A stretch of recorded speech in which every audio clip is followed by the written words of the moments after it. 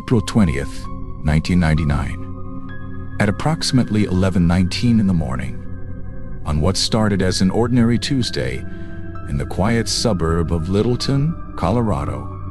Their names were Eric Harris, 18 years old, and Dylan Klebold, 17 years old, and they had duffel bags filled with homemade bombs. They had shotguns and rifles and ammunition.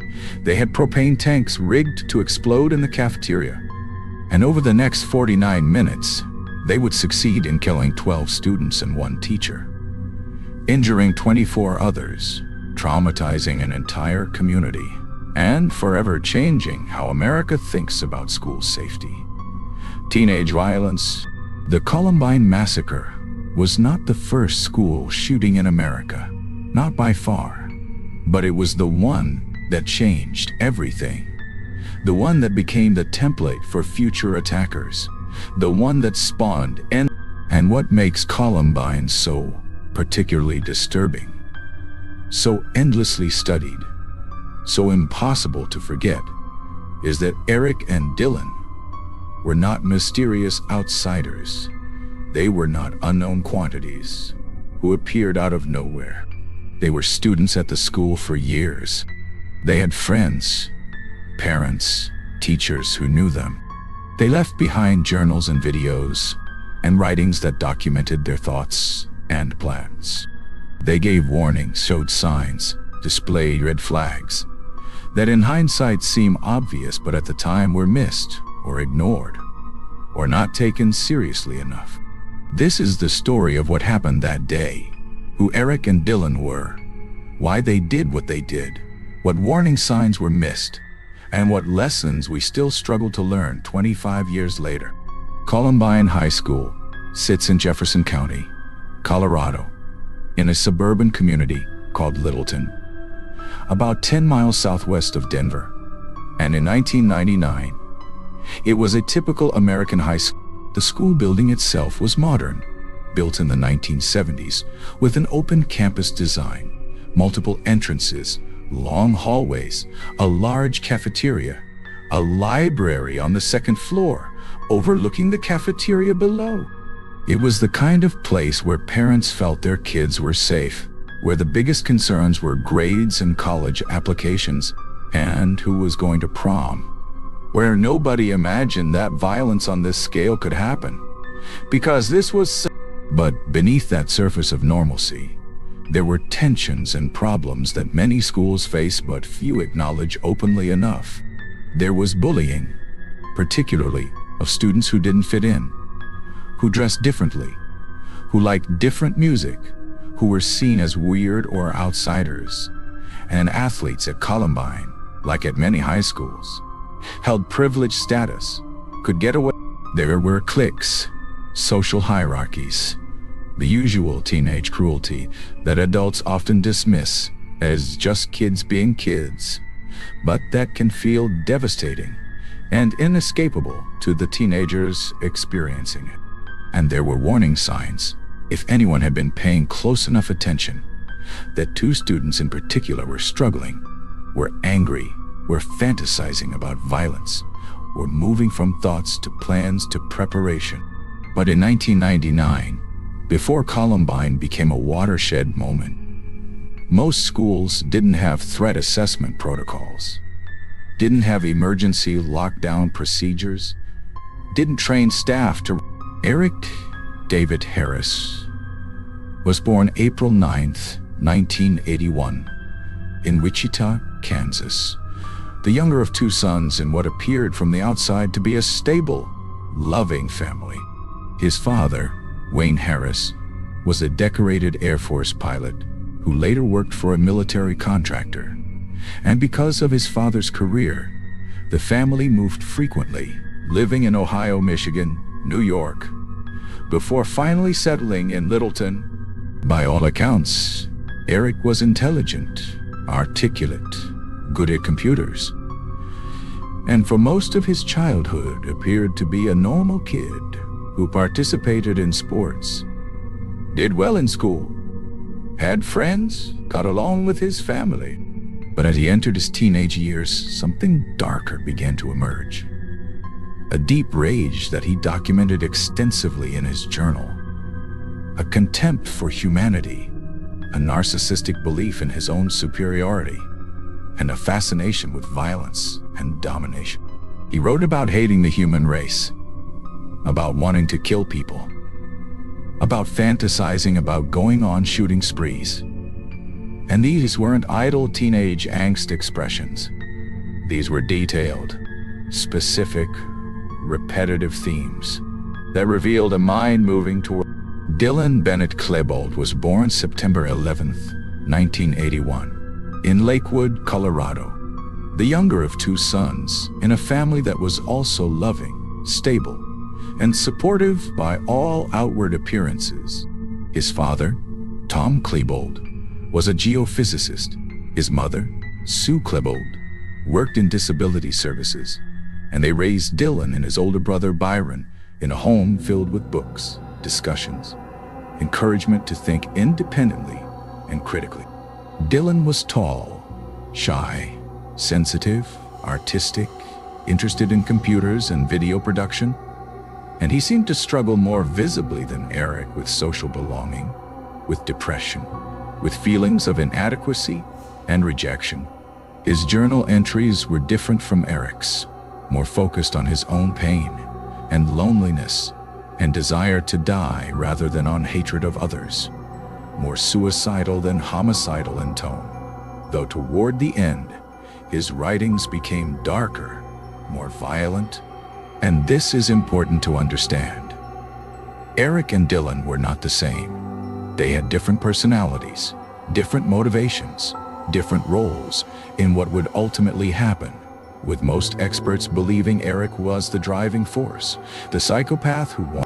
Eric and Dylan met in middle school and became close friends in their freshman year at Columbine, bonded by shared interests in computers, video games, and feeling like outsiders in the school's social hierarchy. They started getting into trouble together in 1998 when they were caught breaking into a van to steal equipment, and they were arrested, charged with theft, and entered a juvenile diversion program. They created a website where Eric posted violent fantasies and threats against other students, violent enough that police were called by a parent who found the site, and an investigator wrote a draft affidavit for a search warrant of the Harris home, but never. In the year leading up to April 20th, 1999, Eric and Dylan became increasingly obsessed with violence, with mass shooters like Timothy McVeigh, who bombed the Oklahoma City Federal. They made videos for a school project that showed them shooting people in the hallways, which should have raised red flags, but which teachers apparently dismissed as creative expression or dark humor rather than genuine threats. They acquired weapons. Eric threw a gun show where his girlfriend Robin Anderson purchased guns for him because he was too young to buy them legally. And they acquired ammunition. And they built bombs in their homes, in their bedrooms, in their garage. And they kept journals and made videos, what they called the basement tapes, where they explained their plans, their motivations, their hatred, their desire for fame and infamy, recordings that were shown to victims' families but never released publicly. What's crucial to understand about Eric and Dylan in the months before the attack is that they were not suddenly transformed from normal teenagers into killers. We wanted to believe that kids like this, from families like theirs, in communities like Littleton, weren't capable of such evil. And that failure of imagination, that refusal to believe what the evidence suggested, that gap between warning signs. Eric and Dylan chose April 20th, 1999, for their attack for several reasons. It was Adolf Hitler's birthday, which appealed to Eric's fascination with Nazi imagery and ideology, and it was approaching the end of Their plan was not primarily to shoot students, though they brought guns and ammunition. Their plan was to blow up the school, to set off two 20-pound propane bombs in the cafeteria during the busiest lunch period.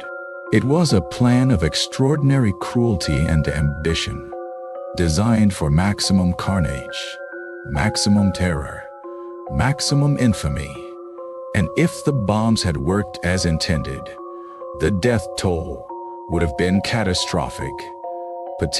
That morning, Eric and Dylan went to class like normal. Eric attended his bowling class at a nearby bowling alley.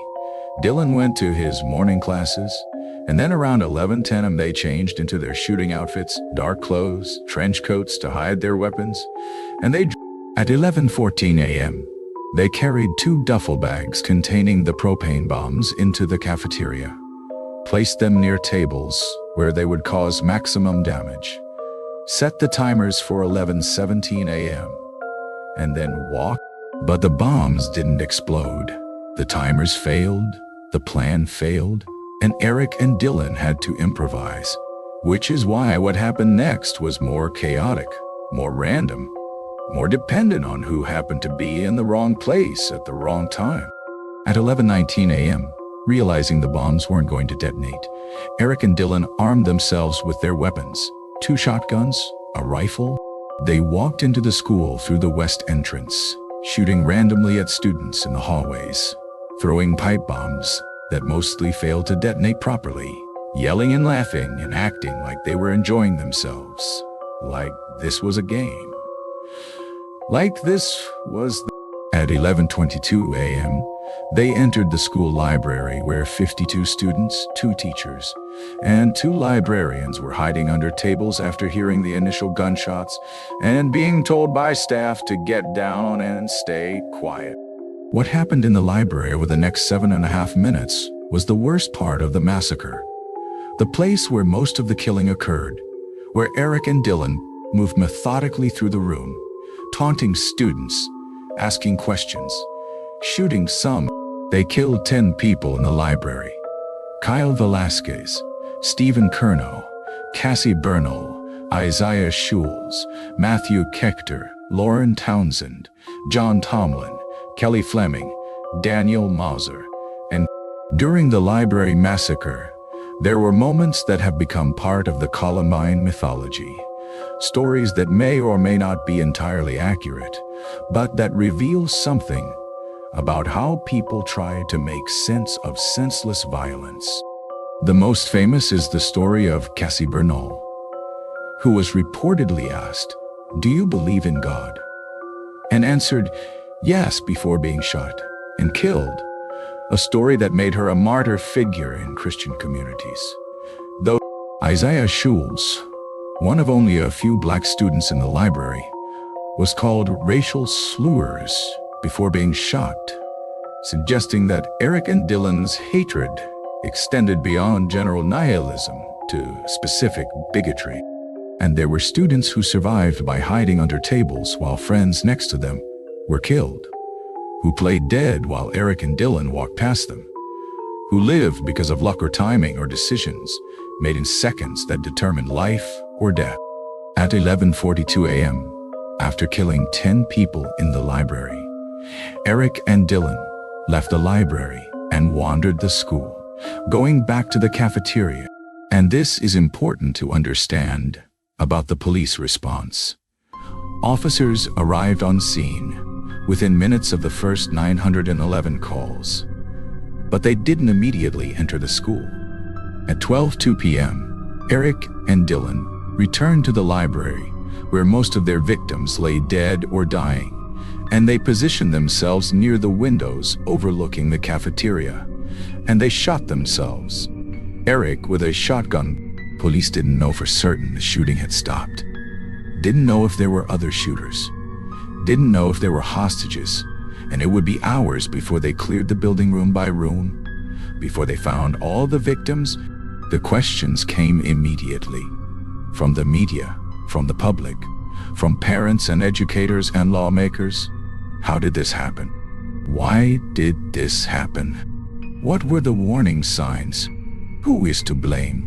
And the answers were complicated, unsatisfying, because there was no single cause, no one thing that, if changed, would have prevented Columbine, but rather a series of failures and missed opportunities and cultural factors that created conditions where There was the failure of the sheriff's department to follow through on the search warrant after Eric's website threats.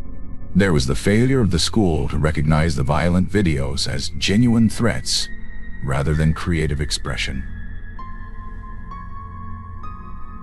There was the failure of the juvenile diversion program to identify Eric's psychopathy and Dylan's depression as risk factors.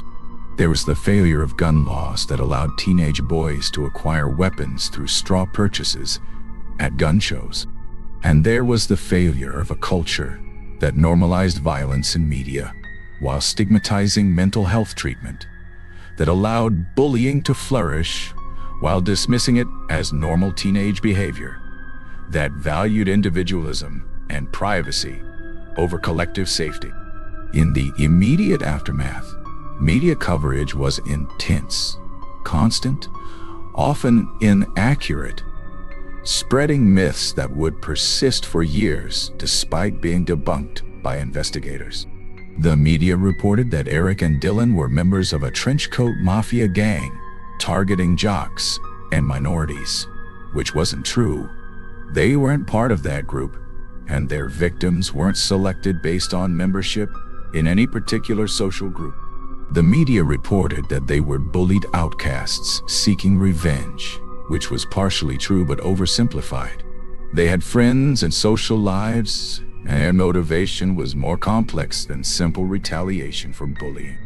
The media reported that violent video games and music, particularly the video game Doom and musician Marilyn Manson, were responsible for inspiring the attack, which investigators found no evidence to support. Eric and Dylan were motivated by their own ideology, and the media created a narrative of the school shooter as a profile that could be identified and prevented, leading to zero-tolerance policies and threat assessments that have had mixed results at best.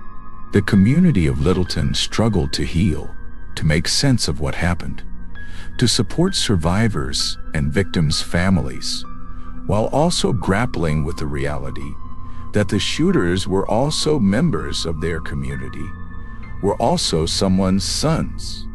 Dave Sanders, the teacher who died helping students evacuate, became a hero figure, remembered for his courage and selflessness, bleeding to death in a classroom while students tried desperately to save him.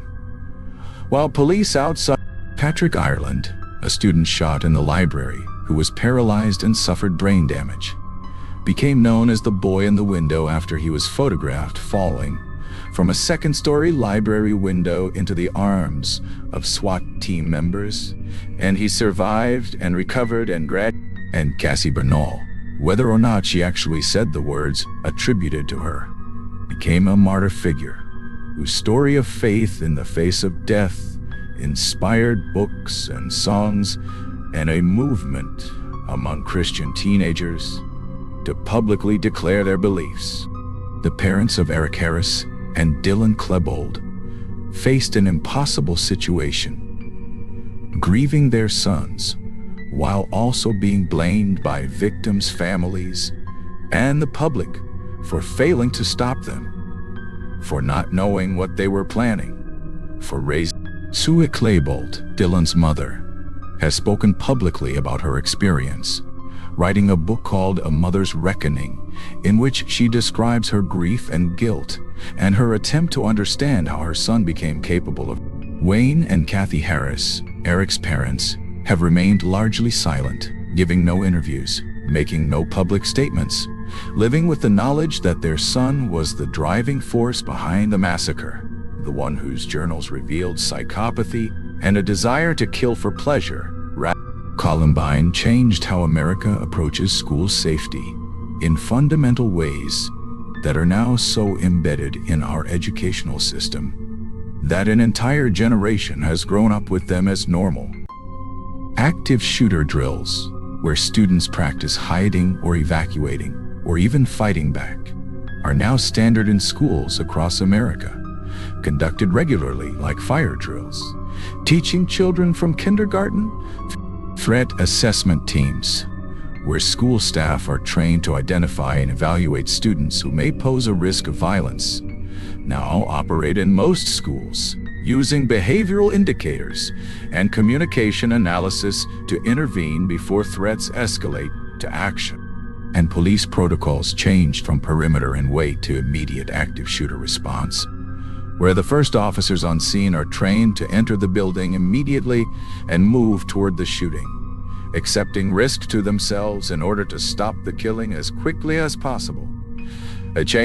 Gun policy debates intensified after Columbine, with advocates calling for universal background checks, closing gun show loopholes, red flag laws allowing temporary removal of firearms from people deemed dangerous, and bans on assault weapons and high-capacity magazines. While opponents argued that gun laws wouldn't stop determined attackers, and that the problem was mental health and school security rather than gun access. And 25 years later, we are still having essentially the same debates, with and school shootings continue to happen with depressing regularity. At Sandy Hook and Parkland and Uvalde and dozens of others. Each one echoing Columbine, each one proving we still haven't solved this problem. Mental health awareness improved after Columbine, with more resources for screening and treatment of adolescent depression, anxiety, and suicidal ideation, and more training for parents and educators to recognize warning signs. Though we still struggle with stigma, access, and the reality that most people with mental illness are not violent, and most violent people are not mentally ill in ways that would have prevented them from acquiring. The research on Eric and Dylan's mental health is particularly instructive. Eric was almost certainly a psychopath, characterized by a lack of empathy, superficial charm, narcissism, and a desire to dominate and harm others. A condition that is very difficult to treat, and that would have made him dangerous regardless of access to weapons, though harder access to weapons might have reduced the death toll. Dylan was depressed, suicidal, self-loathing, caught up in Eric's plans partly because he wanted to die, and partly because Eric was a charismatic friend who made violence seem like a solution to pain. And if Dylan had received effective treatment for his depression, the legacy of Columbine is complicated, painful, ongoing. Because while the massacre led to genuine improvements in school safety and threat assessment, it also created a template that future attackers have followed. Studying Eric and Dylan's methods, reading their journals, watching their videos, seeing them as heroes or role models, rather than as the disturbed, violent criminals they were.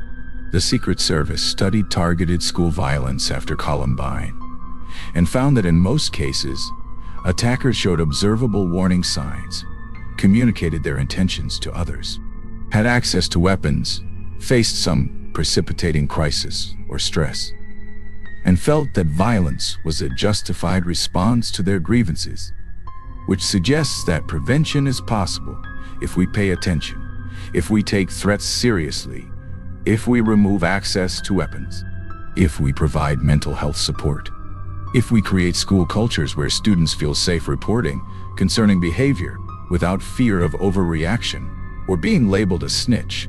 Sue Klebold has said that she wishes someone had told her, before April 20th, 1999, that the biggest risk to her son was not external danger but his own mind, that the greatest threat was suicide, and that if she had understood that, if she had recognized the signs, she might have gotten him help, might have saved him and the people he killed. And that's perhaps the most important lesson from Columbine, that violence like this is often preventable, not through security measures or lockdown drills, though those have their place, but through genuine human connection, through creating environments where struggling teenagers feel they can ask for help, through reducing access to means of violence during times of crisis, through taking seriously the warning signs that in case after case are visible to someone before the violence occurs. Eric Harris was probably unsavable, his psychopathy too deep, his commitment to violence too strong. But Dylan Klebold was a depressed, suicidal teenager following a more violent friend. And that's a situation we should be able to identify and intervene in before it reaches the point of massacre. 25 years after Columbine, we live in a different America than we did on April 19, 1999. An America where school shootings are tragically familiar, where students practice active shooter drills as routine as fire drills, where teachers are trained to barricade doors and arm themselves with anything available, where parents say goodbye to their children in the morning and wonder if this might be the day they get a text saying there's a shooter at school, where we have accepted a level of violence in our schools that would have been unthinkable before Columbine, but that we now treat as an unfortunate reality of modern life. And that acceptance, that normalization of violence, that failure to make the political and social changes necessary to prevent these tragedies, is perhaps the greatest tragedy of all, because it means that Eric and Dylan's legacy is not just the 13 people they killed on April 20th, 1999, but the hundreds more who have died in school shootings since then, the thousands who have been injured and traumatized, the millions of students who now grow up with fear and security theater as part of their daily educational experience. The victims of Columbine deserve to be remembered not for how they died, but for who they were and who they might have become. Rachel Scott, who wanted to be a missionary, who wrote in her diary about starting a chain reaction of kindness that would change the world, and whose family started Rachel's Challenge, a program that has reached millions of students with messages about compassion and preventing violence. Dave Sanders, the teacher and coach who spent his final moments helping students escape, whose family sued the sheriff's department for failing to rescue him quickly enough, whose death represents both the heroism and the systemic failures that defined that day. Isaiah Shoels, a black student who overcame a serious heart condition as a child, who loved football and wanted to become a music executive, who was targeted with racial slurs before being murdered, and all the others, each with their own dreams and families and futures, all stolen by two teenagers who decided that their pain justified inflicting maximum suffering on innocent people. This has been the story of Columbine High School massacre, the shooting that occurred on April 20th, 1999, that killed 13 people, injured 24 others, and changed America forever. The story of Eric Harris and Dylan Klebold, two teenagers who spent months planning mass murder, who built bombs and acquired weapons, who documented their hatred and nihilism in journals and videos, who carried out a 49-minute rampage through their school before taking their own lives. The story of warning signs missed, interventions failed, opportunities lost, systems inadequate to the threat they faced. The story of victims who died, heroes who saved others, survivors who carry physical and emotional scars decades later. Families destroyed, a community traumatized, a nation forced to confront the reality that schools are not safe spaces immune from violence, but potential targets that require vigilance and protection. And the story of lessons we learned, changes we made, and work we still need to do to prevent future tragedies. Because 25 years later, school shootings continue. Students still practice lockdown drills, and the question remains, have we done enough, learned enough, changed enough to honor the memory of those who died at Columbine by ensuring it never happens again?